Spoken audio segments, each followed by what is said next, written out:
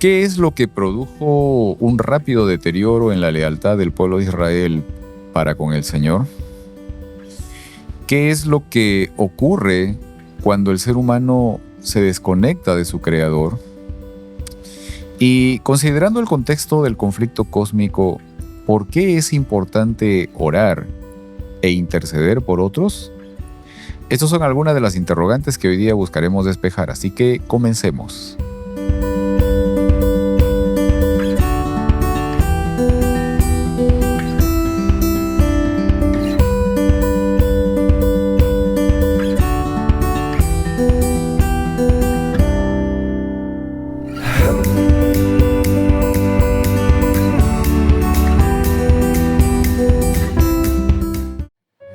Hola, bienvenidos a este momento de estudio de la lección de escuela sabática.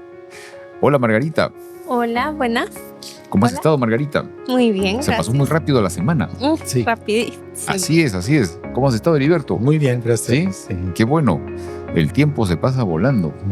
Así es. Y ya llegamos a la lección número 11. Apostasía e intercesión. Fíjense, faltan solamente 3 lecciones más y se acaba la lección del trimestre. O sea, se nos acaba ya. Muy bien. Quiero leer del libro de Éxodo el capítulo 32, los versículos 31 y 32. Antes, déjenme decirles un poco porque la semana pasada estuvimos estudiando el capítulo 24 y parte del capítulo 25 del libro de Éxodo. Y de aquí saltamos justamente al capítulo 32 y algunos más todavía. Pero el intermedio, el interín, es la información que Moisés recibe mientras estaba en el monte Sinaí. ¿Ok?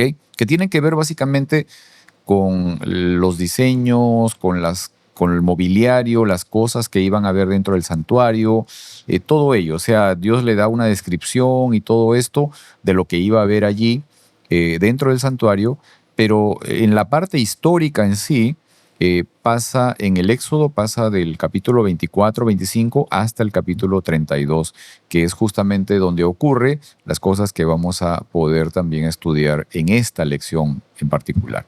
¿Ok?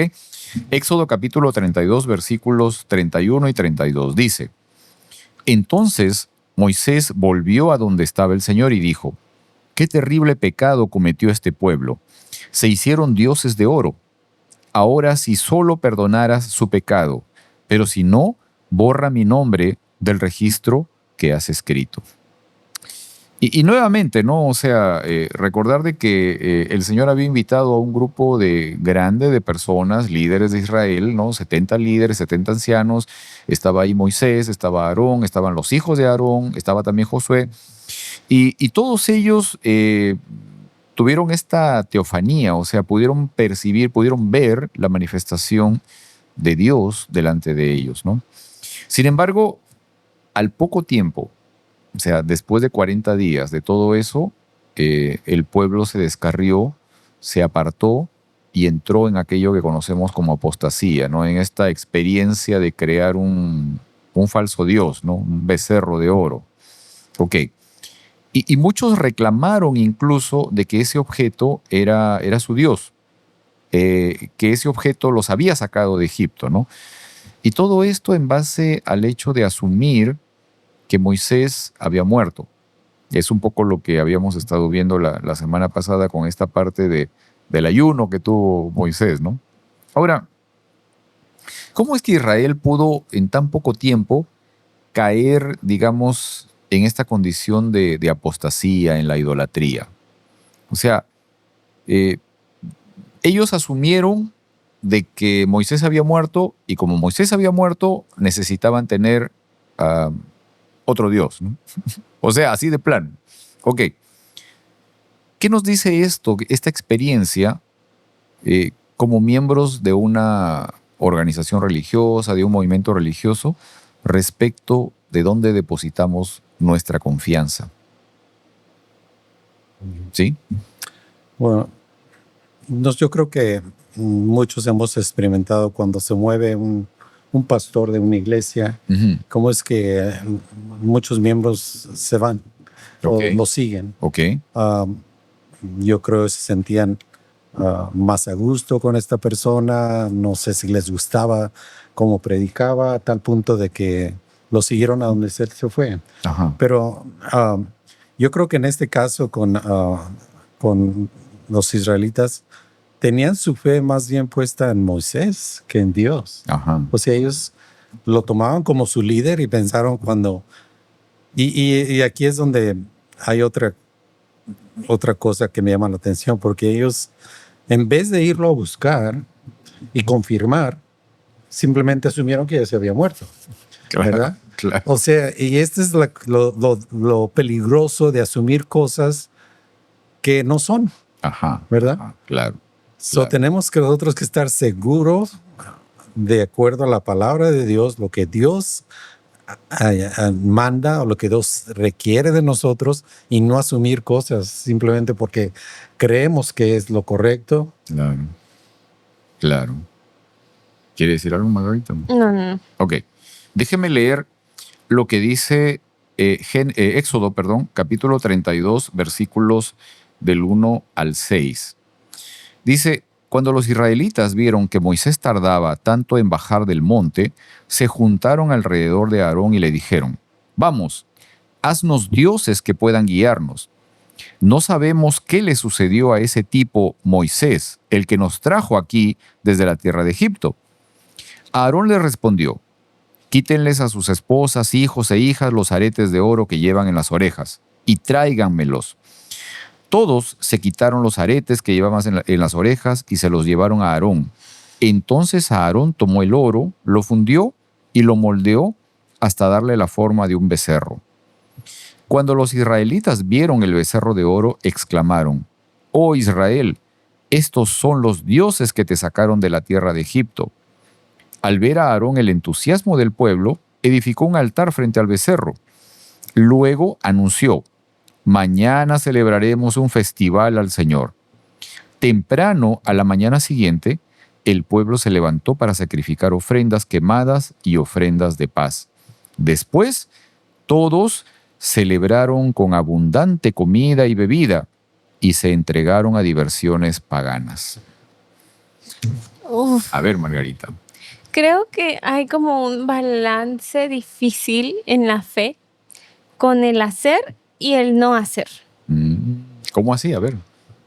Pues en estos momentos me imagino que debe haber sido muy estresante para Aarón, que todo el mundo venga y te presione. Uh-huh. Y a veces cuando hay presión externa, pues sientes como que tienes que hacer algo, como que responder, como todos te están esperando algo de ti. Y pues muchas veces no. Nada más tienes que permanecer firme y no hacer nada.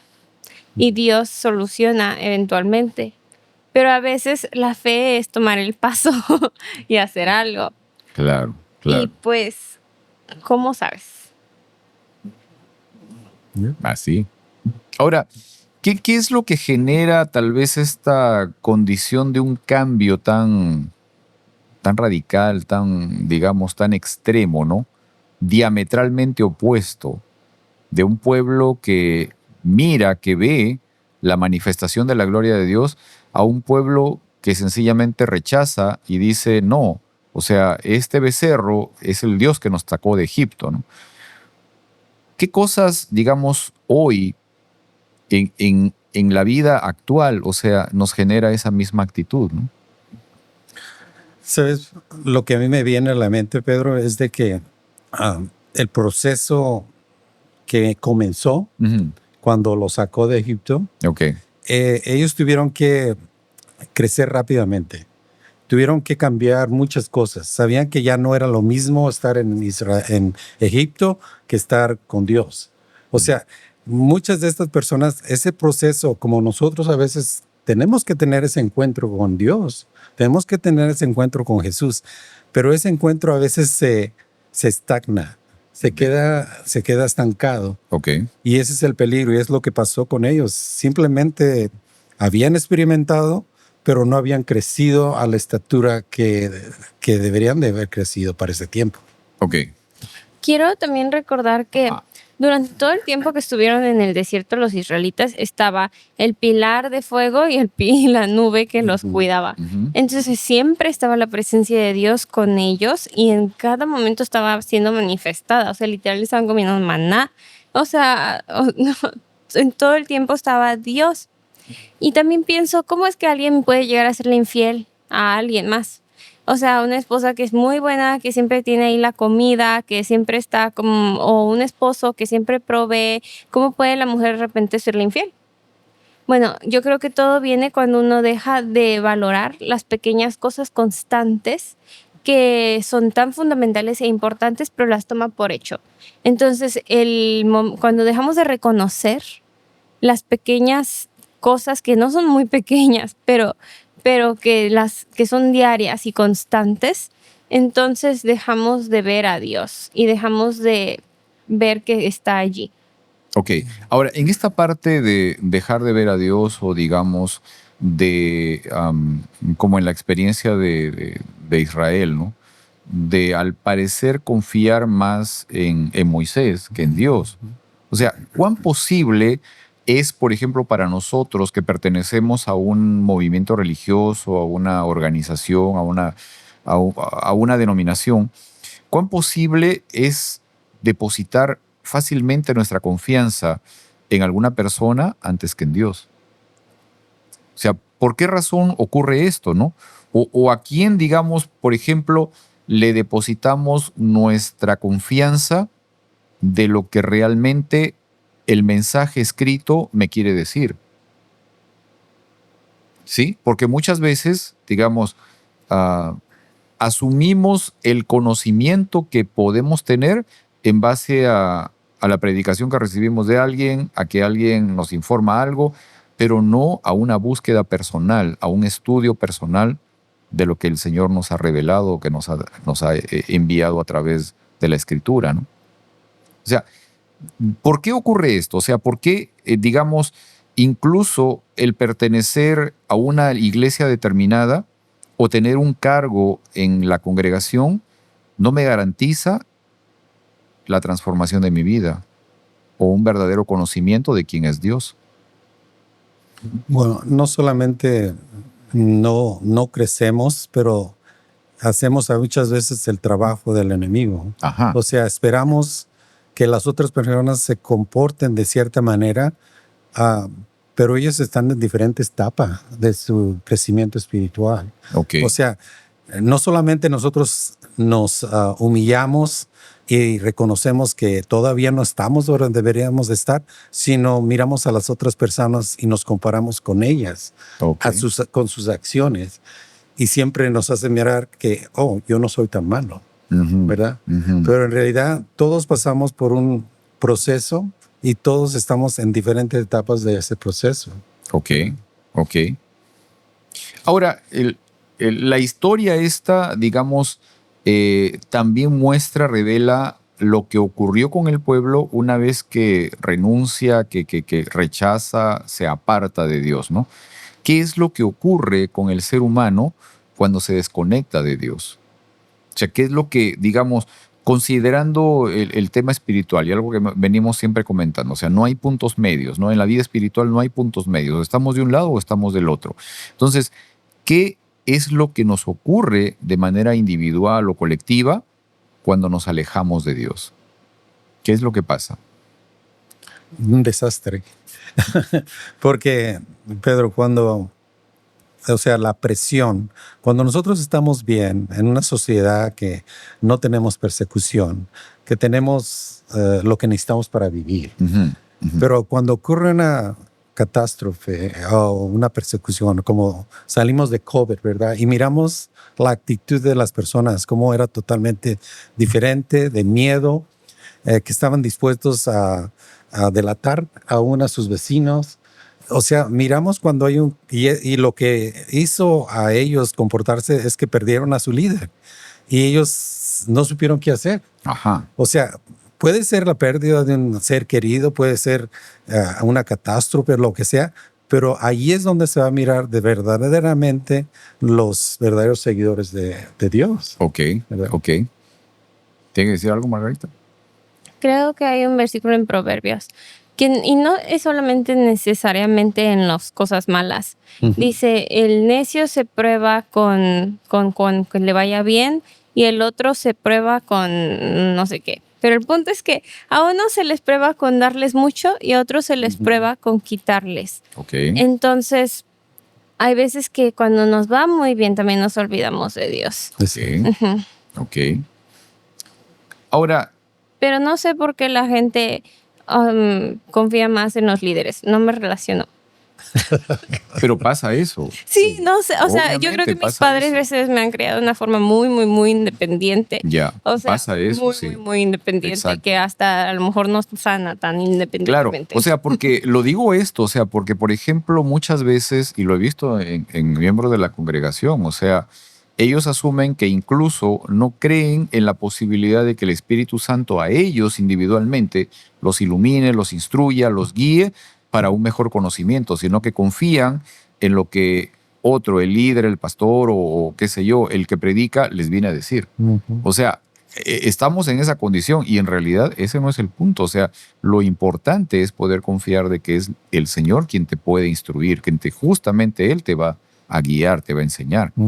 Ahora, hablábamos ahorita respecto de esa desconexión y qué es lo que ocurre cuando pasa esa desconexión, cuando nos alejamos, cuando nos separamos del Señor. O sea, Heriberto lo describió con una palabra, ¿no? Ocurre un desastre.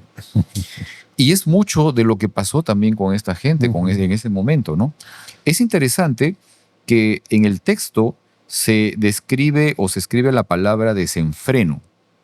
¿Ok? En español se escribe desenfreno. Hay algunas versiones en inglés, no todas, pero hay algunas versiones en inglés como la Biblia del King James que dice esta palabra, la traduce como naked, desnudos. ¿Ok? Y en el hebreo, en el original, la palabra para desenfreno es pará. Y esa palabra literalmente significa sin censura. O sea, llegaban a eso. Esa era la condición. Que, digamos, en pocas horas ocurrió ese desenfreno, esa digamos, liberación de toda la censura, ¿no? Algo que está aquí, en nuestra mente, o sea, en nuestra parte frontal, ese elemento que bloquea y que te dice esto es correcto, esto no es correcto. Todo eso se alteró, ¿sí? Obviamente, partiendo desde la desconexión con el Señor y luego entrando en esta condición de comida y bebida. Y baile. Y claro, todo lo demás, o sea, obviamente que estaba incluido, ¿no? Todo eso generaba una condición sin censura. Yo no sé realmente si también la gente, digamos muchos probablemente, estaban desnudos y estaban actuando de una forma totalmente inmoral, ¿no? O sea, de eso se trataba, ¿ok? Quiero leer ahora algo que está muy relacionado y que lo menciona Pablo. Romanos capítulo 1, versículos 22 al 27.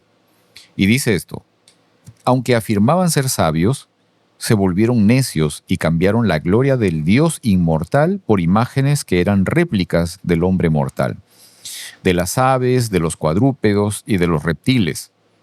Por eso Dios los entregó a los malos deseos de sus corazones que conducen a la impureza sexual, de modo que degradaron sus cuerpos los unos con los otros, cambiaron la verdad de Dios por la mentira, adorando y sirviendo a cosas creadas antes que al Creador, quien es bendito por siempre. Amén. Por tanto, Dios los entregó a pasiones vergonzosas. En efecto, las mujeres cambiaron las relaciones naturales por las que van contra la naturaleza. Asimismo, los hombres dejaron las relaciones naturales con la mujer y se encendieron con pasiones lujuriosas los unos con los otros. Hombres con hombres cometieron actos indecentes y recibieron sobre sí mismos el castigo que merecía su perversión. Sí, es interesante todo esto. Ahora, en esta parte, o sea, entendemos que el problema no solamente era, digamos, tener un objeto o inclinarse delante de él o qué sé yo, sino que llevaba como consecuencia toda una, digamos, una cadena de degradación, De inmoralidad. de inmoralidad, de degradación moral. Eso es lo que ocurría. Ahora, considerando, digamos, esta experiencia, ¿no? ¿Qué paralelos de idolatría podemos reconocer hoy? ¿Qué es lo que produce en nosotros la búsqueda y creación de sustitutos de nuestro Dios creador? Hay muchas, podemos decir, muchas ideas, Pedro, de que existen um, tantas ideas que hoy se enseñan en las universidades. Ajá, claro, ¿verdad? claro. Que claro. van en contra totalmente de lo que la Biblia enseña. Y ahora, vivimos en una sociedad donde se promueve si es que se siente bien, está bien, mientras no hagas daño a nadie. Ujú. O sea, hay tantas, aún la liberación femenina. O sea, muchas ideas Claro, que claro. traen trastornos en el comportamiento y es difícil cuando tú tienes una idea contraria a lo que Dios enseña en su palabra de Dios, porque no hay forma de dialogar, no hay forma de llegar a un entendimiento, porque en realidad, si nosotros no decimos la Biblia lo dice, pues en realidad es solamente mi idea, Ajá, ¿verdad? claro, claro. Ahora, en esta parte, digamos, hay algo que ocurre, digamos, de forma reiterativa, ¿no? Que es el hecho de que el pueblo, la gente, tenía mucho temor de estar delante de la presencia de Dios, ¿no? Por eso es de que muchas veces ellos buscaban que Moisés sea el que medie, ¿no? Moisés sea el que se acerque a Dios y que sea mediador con ellos, ¿no? Ahora, al desaparecer Moisés, al parecer ellos buscaron encontrar seguridad en otra parte, ¿no? Y por eso es de que incluso pidieron de una vez que se les hiciera este ídolo. Ahora, el ser humano en la actualidad, o sea, ¿dónde encuentra seguridad en su vida, ¿no? O sea, de manera, digamos, honesta, real, ¿no? ¿En qué es que uno apoya su vida cada día, ¿no? En el negocio, Wow. en el éxito, en el trabajo, en las amistades, en la influencia, o sea, Well, podemos decir que hay diferencia en la mujer y el hombre, ¿verdad? ok, Reconocemos que la mujer tiene seguridad no somos iguales. no somos iguales. O sea, tienen ella seguridad monetaria, ¿verdad? Ok. Que haya seguridad. Ellos y nosotros como hombres es de proveer, Ok. de trabajar, Ajá, de proveer para la familia, ok, ¿verdad? So, es diferentes las necesidades que hay, que nosotros dependemos de eso. ujú, Y muchas veces nos encerramos en lo que es solamente lo que a mí me cabe hacer como hombre, ¿verdad? Pero ahora, Ok. como miramos la sociedad, que se cambian los roles, y esa es otra cosa que trae diferentes problemas también. ok, ok. ¿Dónde crees que encontramos muchas veces, o sea, los seres humanos, digamos, esa posibilidad de encontrar seguridad en la vida, ¿no? Porque todo esto parte desde el comienzo, ¿no? O sea, cuando el ser humano se desliga de su creador, digamos, su vida espiritual, que realmente es la más importante, entra en un vacío, ¿no? Y ese vacío busca ser llenado de diferentes maneras para encontrar justamente seguridad, ¿no? Estaba pensando en la mujer contra el pozo de agua. Ok. Am, ¿Mujer samaritana? sí, Ok. estaba este versículo diciendo que las mujeres se entregaron a relaciones que no son, ¿qué? No Naturales. naturales. Sí, sí. Y bueno, la mujer busca seguridad, busca cosas así, pero cuando tiene ese vacío, pues se queda con algo que no le provee todo eso. Claro. Y esta mujer pues ya había tenido 5 esposos, hasta llegó a estar con el último que no estaba casada, pero estaba con él. O sea, no es natural estar con alguien y no estar casado. ¿Por qué? Porque el compromiso de casarte es fundamental. O sea, realmente yo no creo que yo podría ser feliz si no tengo la seguridad de que tan siquiera estoy casada. Pero pues cuando uno tiene ese vacío, pues se complace con lo que sea, o sea, sin ni eso. Entonces, justamente lo que estaba comentando Pedro, que es un vacío, ella tenía esa sed de un agua, pero un agua que no le iba a saciar ese pozo, sino el agua viviente que es Cristo Jesús, el único que puede saciar esa sed. Entonces, pues sí. Efectivamente. Ahora, es interesante de que, digamos, mucho de todo esto también ocurre dentro de, digamos, de las congregaciones religiosas, digamos, esta búsqueda de seguridad, no necesariamente que nos lleva a buscar al Señor, sino que nos lleva a buscar recursos humanos, ocurre dentro de las iglesias también, ¿ok? Ahora, ¿por qué es que tal vez, digamos, este testimonio que estamos dando tiene un impacto en otras personas que no pertenecen a una organización religiosa, a un movimiento religioso, que no son adventistas, que no son partes de ninguna congregación, para que estas personas rechacen, de cierta manera, el institucionalismo religioso, ¿no? Y no crean en la predicación que uno lleva adelante, ¿no? Porque en gran medida se expresa el hecho de que no vivimos lo que predicamos, ¿no? ¿Ya? Y en esta parte, por ejemplo, hace 2 semanas atrás que estuvimos participando de una terapia de salud, justamente la doctora que nos estaba viendo manifestaba un poco eso, ¿no? O sea, conocía de diferentes grupos religiosos, ¿no? Y ella mencionaba justamente de que era interesante de que como que a ella le gustaba cuando venían, por ejemplo, a hacer consulta algunos pastores o algunos ancianos de iglesias, porque en la mayoría de los casos ella tenía que ver temas de salud de ellos, pero era muy evidente de que su estilo de vida no reflejaba la predicación que ellos proponen, ¿no? O sea, se predica una cosa, se anima o se, digamos, se expone una idea, pero esa idea no es parte de mi vida, ¿ok? Entonces, ¿qué podemos hacer frente a eso? O sea, ¿cuál es la actitud que realmente deberíamos tener? Porque todas estas cosas generan un impacto de testimonio en los demás, ¿no? Yo creo que, Pedro, poniendo el contexto de lo que estaba sucediendo con el pueblo de Israel, ellos perdieron de vista su poste para dirigirlos. Ajá. O sea, sabemos que Dios los dirigía de día con una luz, una lumbrera, de noche. Y cuando sucedió que Dios se fue con Moisés y Aarón y los demás, que pensaron que ya no iba a regresar.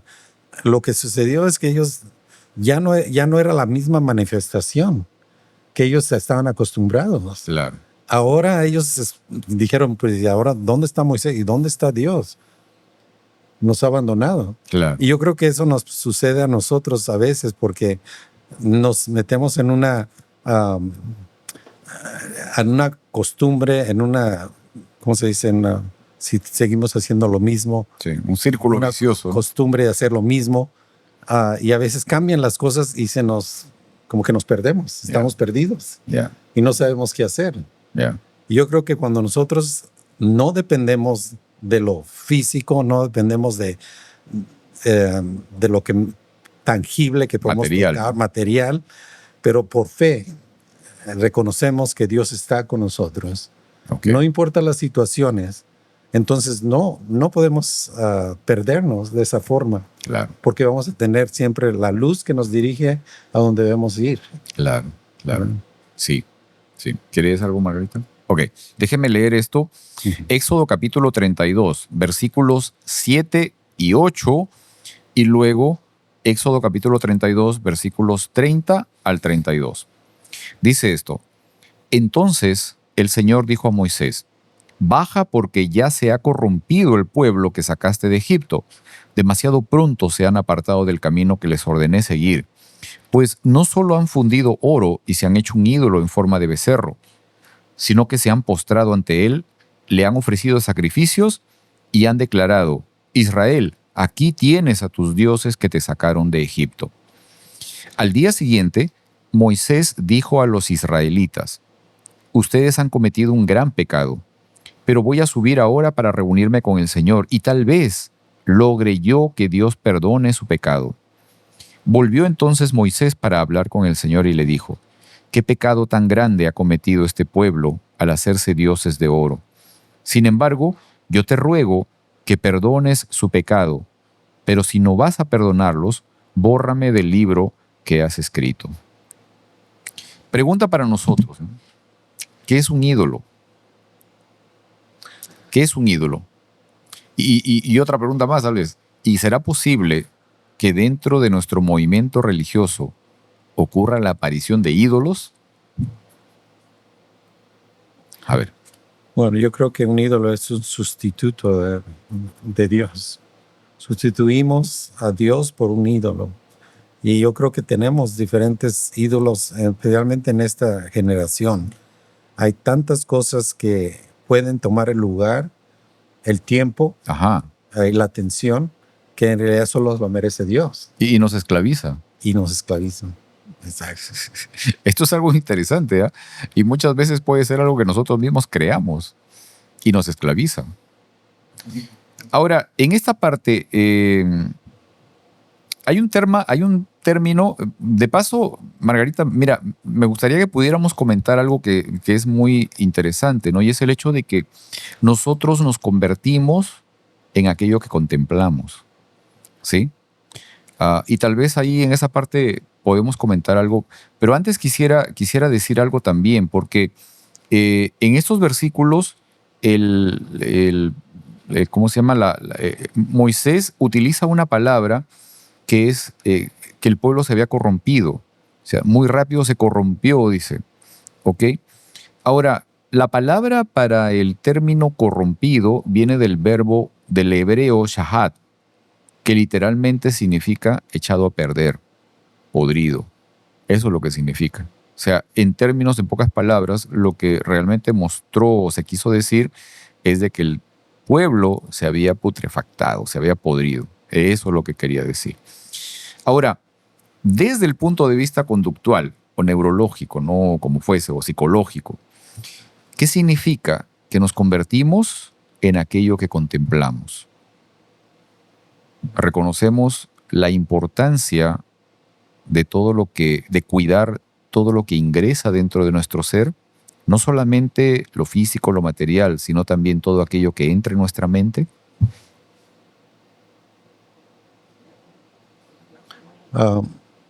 Lo que yo lo hago, lo junto, es porque, Pedro, vamos a decir, cuando falta el padre en la familia, ¿verdad?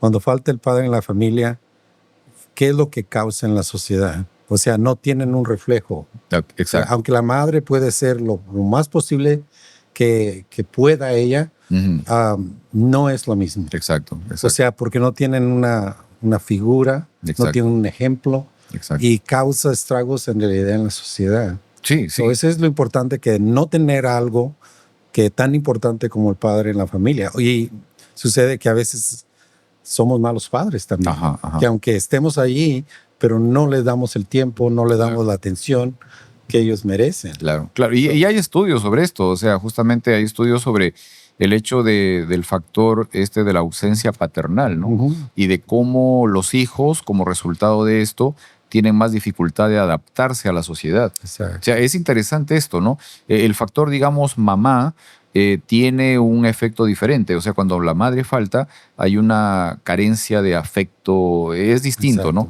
Cuando falta el padre, hay una facilidad para entrar a ser una persona antisocial, ¿no? O que fácilmente, encuentra la posibilidad de refugiarse en la delincuencia o en algún tipo de hábitos distintos, ¿no? Quería decir algo, Margarita.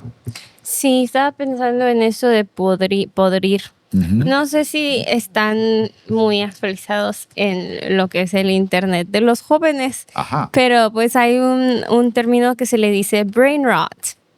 Solo me llamó mucho la atención que todos estamos con brain rot. Se les dice a los que pues pasan demasiado tiempo en el internet y todo lo que consumen son los videos cortos y ya como que cualquier cosa tonta te da risa y después que tu humor está como roto porque tienes la mente podrida y está llena de referencias que no están muy aleatorias, pero claramente tienen que ver con estar demasiado tiempo en el internet. Ajá. Bueno, literal que se le dice brain rot, al punto que ni está escondido lo que Satanás ha logrado. Exacto, exacto. Descomponer nuestra mente. Y también quería pues comentar sobre una pequeña reflexión que he tenido sobre todo esto de la oración intercesora que hizo Moisés por el pueblo. Entonces estaba Moisés en la cima de la montaña platicando con Dios y Dios le dice, oye, el pueblo se está portando mal, ya te voy a mandar porque pues como que se están... Ya baja ya. Y dice, mira, mejor los destruyo.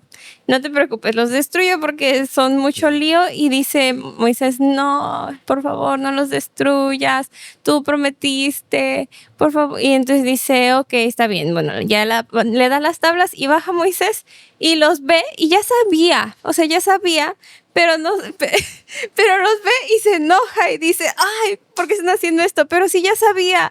Entonces yo me pongo a pensar, ¿por qué se enoja si ya sabía? O sea, Fue cuando quebra las... Ajá, pero Dios ya le acababa de decir y él dijo no. Entonces, ¿por qué se enoja si ya sabía? Entonces me puse a pensar en mí. Cuando estaba en Pine Spring Ranch, en el retiro de las familias, estaba yo bien tranquila, bien relajada, pero apenas empecé a bajar la montaña y otra vez manejando como loca. Y realmente es la experiencia de estar cerca de Dios y alejarte un poquito de Dios. Claro. O sea, cómo Moisés pudo interceder por ellos estando alejado, pero ya acercándose, como que uno también tiene sus tendencias y sus espíritus. Exacto. Inmediatamente. Y también él acababa de estar con Dios y ¡brum! Se enojó. Entonces, pues todos, hasta Moisés, estamos propensos a... Y no solamente eso de que se enojó ahí, o sea, lo que hizo luego fue un asunto medio más complicado todavía, porque lo que hizo fue pedir a cada uno, todos los que están de este lado o todos los de acá, saquen su espada y maten al otro, no importa. Y murieron más de 3,000 en ese momento, o sea. Sí. Sí, o sea, no fue una reacción así nomás de enojarse, sino fue un asunto violento. Y es real, o sea, esta parte de cómo es de que cuando estamos cerca del Señor, nos envolvemos justamente de su ser, de su espíritu, de su carácter, de su manera de ser. ¿Ok? Ahora, dentro de lo que significó también este término de poder interceder, de poder pedir al Señor por el pueblo, Moisés, cuando expresa esta parte de poder pedir perdón, literalmente lo que está diciendo es, voy a pedirle al Señor que Él tome tus pecados y los cargue, ¿no? Que Él se los lleve. ¿Ok? Eso es lo que está diciendo. Ahora, ¿qué seguridad me entrega hoy justamente el saber que Cristo ya cargó por mí, mis pecados ya los cargó sobre la cruz? ¿Cómo debería ser mi vida hoy sabiendo todo esto, ¿no? En nuestra forma de vivir, en nuestra forma de actuar, en nuestra forma de caminar cada día, debe demostrarse que en realidad nosotros reconocemos que Dios me ha quitado la pena de muerte que yo merecía. Ese es un gozo que si nosotros lo internalizamos y lo aceptamos, ¿quién no quiere el perdón de sus pecados? Y quitarse ese peso que causa el andar cargando con las maletas, que es lo que estaban explicando en el campamento de familias, que nosotros todos venimos con unas maletas cargando. Así es. Y Dios quiere que se las dejemos a Él. Así es. ¿Verdad? Algo más, Margarita, antes de pasar una pregunta importante. Iba a abrir otro tema. Ok. ¿Por qué es importante, por qué es fundamental la oración? ¿Y por qué beneficia el interceder por otros? ¿Por qué es importante la oración? ¿Y por qué beneficia el interceder por otros? Fíjense que hay estudios de tema de tipo neurológico, ¿no? Donde justamente por los aparatos de imágenes en tiempo real se puede medir la actividad cerebral cuando una persona entra en, digamos, en actividades de adoración, ¿ok? Entra en este proceso de adoración y también cuando ora por otras personas, para que otras personas les vaya bien, tengan beneficio, aunque no sean sus seres amados, pero ora por otras personas. Y se encuentra de que hay efectos muy marcados en el cerebro y tiene un efecto, un impacto en las reacciones que tenemos después, o sea, en nuestra conducta. Sí. Muchas veces nos ayuda a enfrentar de manera diferente problemas, situaciones, dificultades que enfrentamos, pero también genera un impacto de volvernos más empáticos con los demás, con la necesidad de los otros, ¿no? De las otras personas. Sí, ¿sabes lo que me viene a la mente, Pedro? Es de que en la iglesia se practica la unción por el enfermo, ¿verdad? Exacto. Esa es una intercesión que se puede hacer por cualquier persona que lo pida o que sienta que necesita ayuda. Intercede el pastor o el anciano por medio del aceite. Ahora, no hay nada especial en ese aceite. O sea, no hay poderes que salga de ese aceite. Exacto. Pero le ayuda al enfermo a que su fe crezca. Así es. ¿Verdad? Así es. O sea, se enfoca en de que lo van a ungir y que Dios va a obrar y que Dios lo va a ayudar y tiene efecto. Exacto. ¿Verdad? Exacto. Una de las cosas que cuando yo no he ungido a nadie, pero sí he ido con pastores que lo han hecho, y es lo primero que ellos enfatizan es: tu vida está de acuerdo a la vida correcta. O sea, ¿por qué? Porque debemos para poder hacer nosotros una influencia y que Dios nos pueda usar, tenemos que estar bien. Claro. ¿Verdad? Claro. Espiritualmente, decir si tengo pecado, confesarlo, ¿verdad? Porque de esa manera vamos a ser intermediarios más eficaces. Como Dios nos quiere usar, de esa manera lo podemos practicar. Amén. Amén. ¿Qué dice Margarita? No, solo estoy pensando en todas las personas que oran por mí. Amén. Y yo, o sea, muchas veces pienso, güey, yo debería de estar muerta. ¿Cómo manejas? No, por todo lo que ando, vengo y tengo una gran sombrilla, o sea, estoy bajo la sombra del Omnipotente. Es literal, el ala de Dios me tiene aquí bien cuidadita, bien, no me pasa nada. Y hasta pienso, ay, no sé, o sea, no, ¿cuándo me van a quitar esta ala de encima? No voy a sobrevivir, no puedo.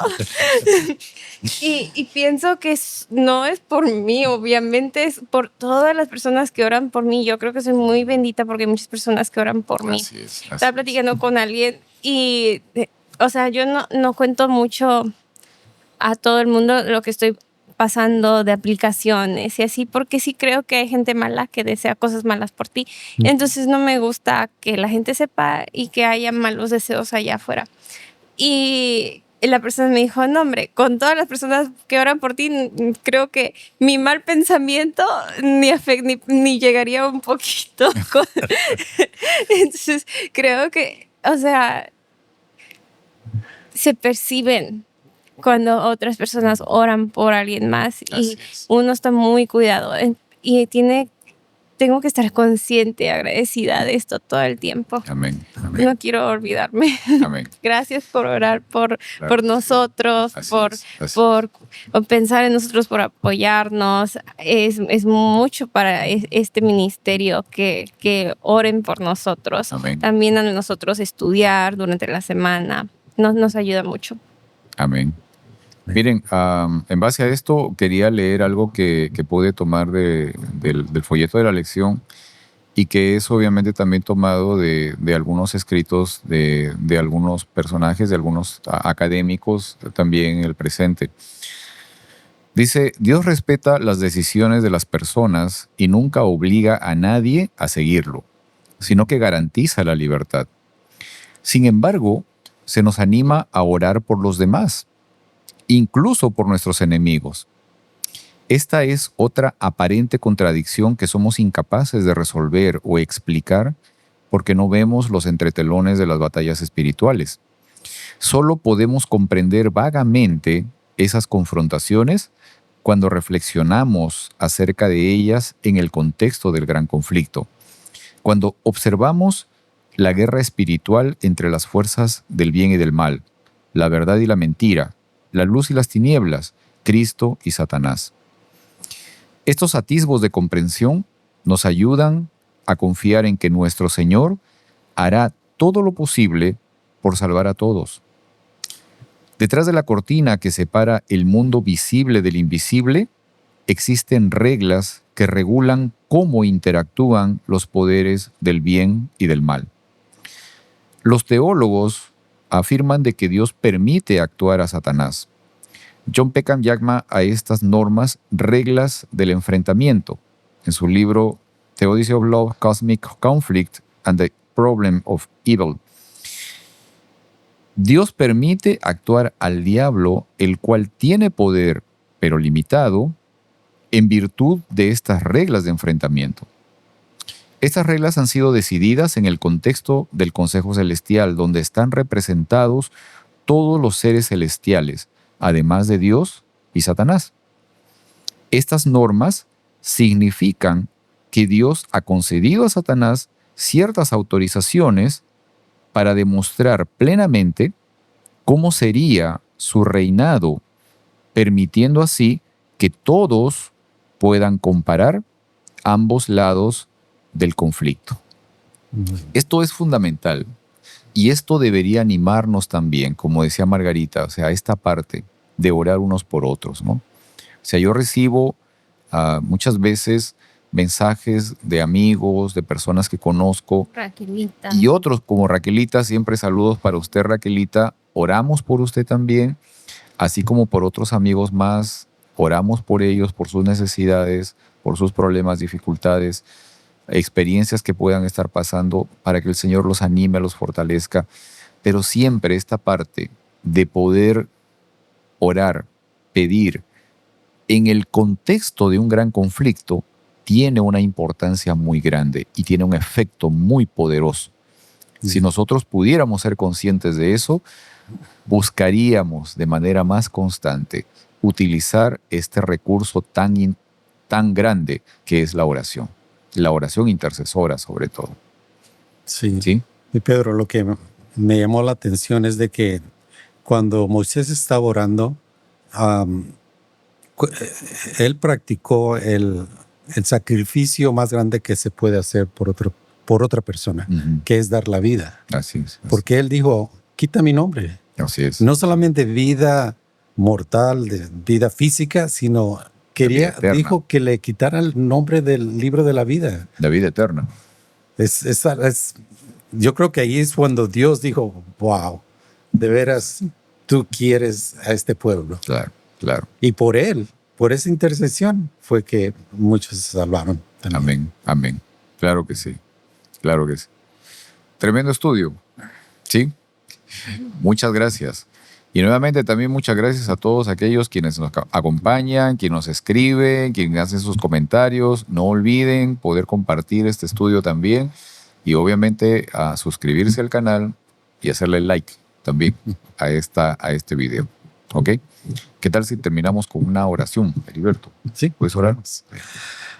Gracias, Señor, por esta oportunidad. Gracias porque aprendemos cada vez que estudiamos la lección, principalmente del amor que tú tienes por tu creación, del amor que tú tienes por el ser humano, que lo creaste a tu imagen, que no nos abandonaste simplemente al azar, sino constantemente nos cuidas, nos proteges y nos ayudas también a ser intercesores por los demás.